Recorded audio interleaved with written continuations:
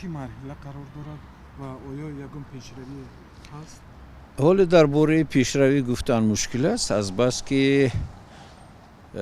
تنها روز همین دوشنبه با قید گرفته شد از جانب سود کنستیتوسیونی، یعنی ما سپردیم بر وقتتر و روز شنبه یک شنبه روز کاری نبود و با قید گرفتن با سود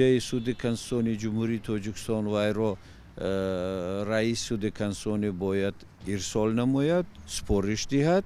و آنها از روی قانون تا یک ماه وقت دارند که این چیزا بررسی کنند و درباره تشکیل شدن مرافعه یا که دیگر چیز قرار قبول نماید. من فکر میکنم که سود کنستیتوسیونی قرار آید به بررسی این پرونده قرار قبول میکند، لیکن یک پرابلم در آن می باشد که این وقت زیاد رو میگیرد و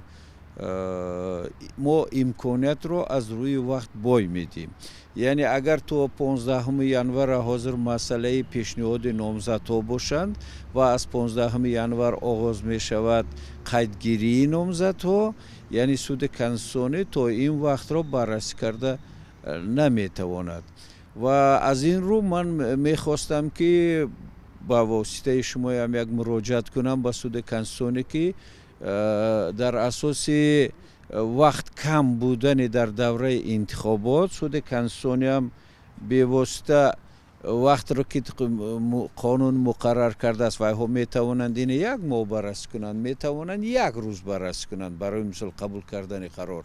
از روی همین امکانیت را استفاده کرده قانون مثل کنستیتیونی جمهوری تاجیکستان درباره انتخابات مجلس عالی نوشته شده است که شکایت یا که دیگر چیزها در دوام یک هفته یا که باشد 3 روز به بررسی شدنش ممکن. برای همین از سود کنستیتیونی خواهش میکنم که یک ماه بررسی نکنند آید به قرار قبول، مثلا در 10 روز، یک هفته، 2 هفته همین قرار را قبول کنند که تا انجام یافتن پیشنهاد نامزدها و با آغاز شدن